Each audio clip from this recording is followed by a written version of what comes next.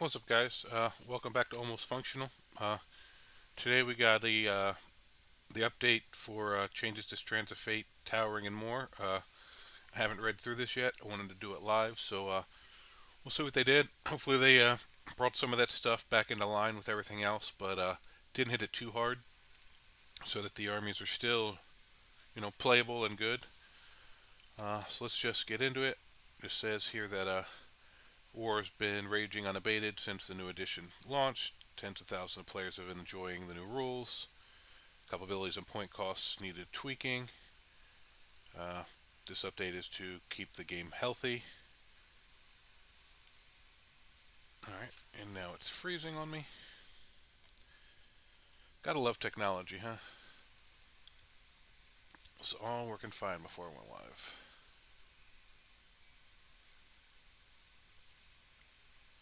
Alright, and there we see the biggest complaint everybody's had.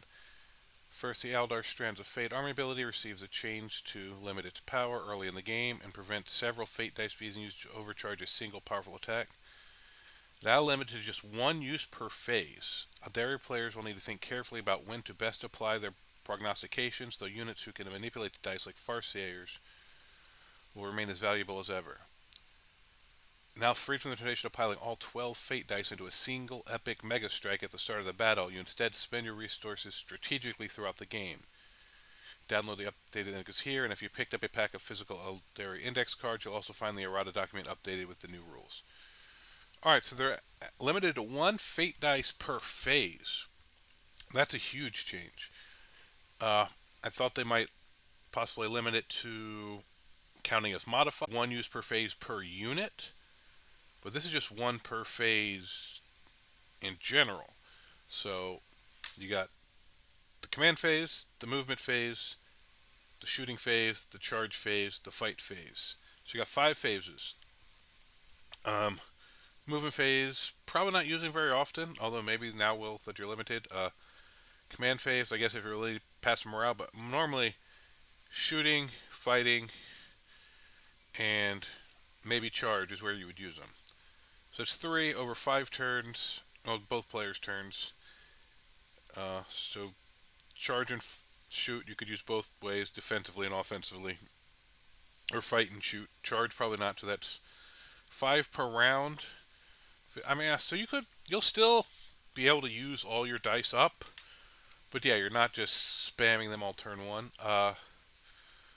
Alright, so this is a huge change. I mean, Wraith Knights still, even without Fate dice, they will hurt if they hit you, but they're not auto-doing those mortals. So if you have invuls, you have good saves, you have a chance. So that's a big change. Alright, we'll see. That hopefully is enough.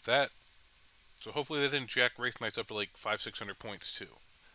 So if they did this and left points alone, I think Eldar is still very, very strong, but they can be beaten now. And then early games have shown the ability for particularly massive war machines to loom over terrain and blast vulnerable units to pieces, particularly powerful. Such an entire army of towering units like Imperial and Chaos Knights bring the guns. It's also true of weapons with indirect ability, where the cover ignoring antics of Desolation squads are proving tricky for many armies to deal with.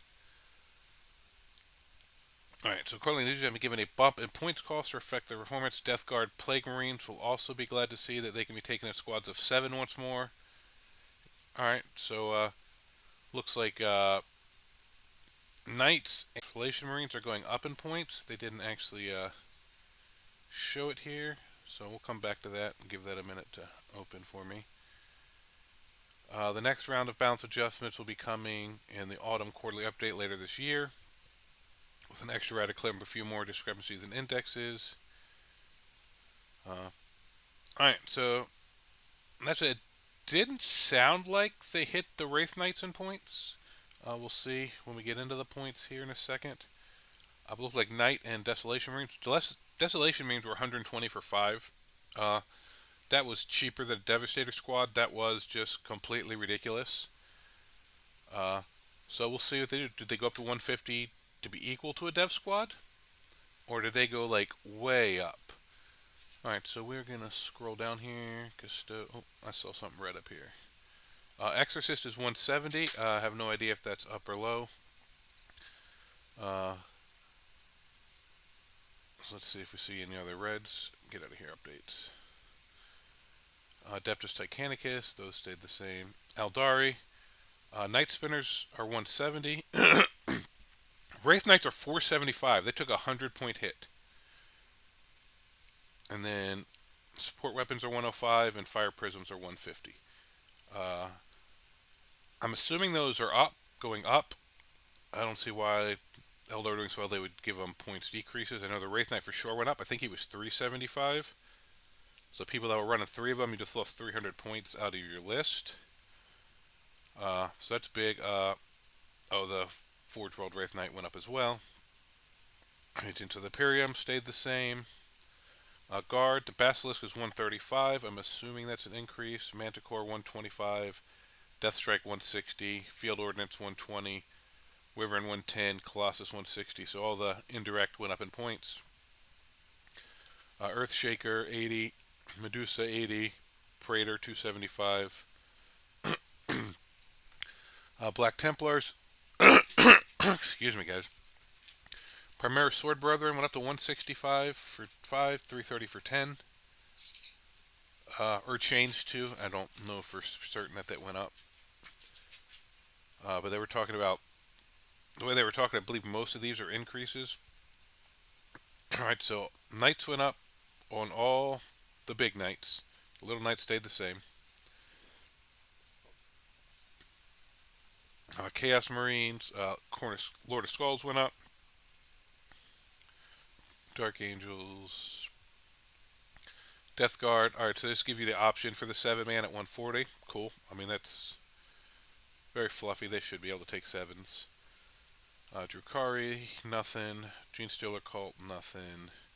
Grey Knights, Purgation Squads are 190, and then 320. Because they had the ability to interact, so they're a little pricey. I mean, most of Grey Knights already were. Imperial Knights, once again, all the big stuff went up. Your 2 little options stayed the same. Votan, yeah, they were fine. The Seraptic Heavy Construct went up to 540. I'm assuming he had Towering. The Monolith has Towering, but looks like it got left alone. That's fine, Monoliths aren't a problem. You weren't really seeing people spamming them. The Morkonaut went up to 350. What about the Gorkonaut? No, because he's more not really shooty. Alright. Marines, here's what we're looking for. Desolation Squads went up to 170 and 340. So it's 50 points for 5, 100 points for 10. So that's probably about where they should be. So I know there's people running 30 of these. You just lost 300 points out of your list. So we'll see how that adjusts that. Whirlwind went up to 150 for 125. I guess that's okay. Did the Thunderfire get touched? No, because yeah, he's not really doing damage. He's just doing his cool little slow people down.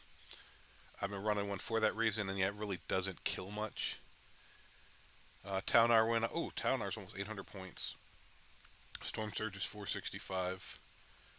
Thousand Suns stayed the same. They're real strong, but so Biovores went up. Good. Those things are annoying. World Eaters, Lord of Skulls, yeah, went up to 525. And that's it. Yeah, so pretty much all the indirect and towering went up.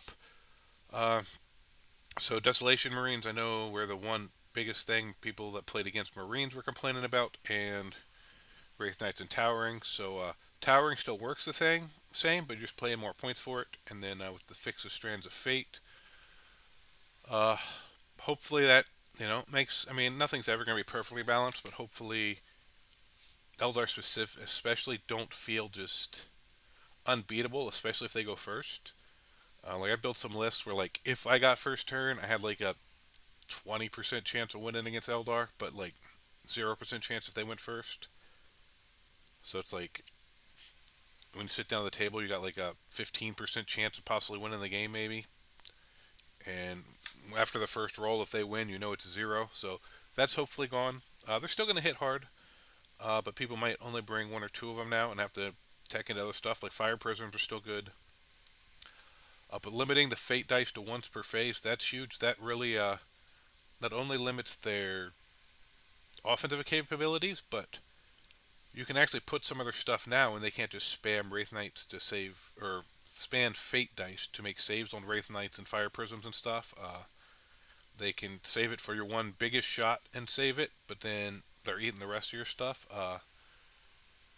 So that's actually really huge. That's a little harder than I thought they would hit it, but that's probably, we'll see, that may have been the right choice.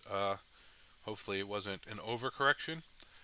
I think possibly one per unit per phase would have been enough, but then still offensively, if you have 3 Wraith Knights, you could still put out 3d6 mortals. So it's still, if it wasn't for the Wraith Knights, they probably could have got away with 1 per phase per unit. But because of the spamming of the Wraith Knights, I think they had to go this way. But that's it.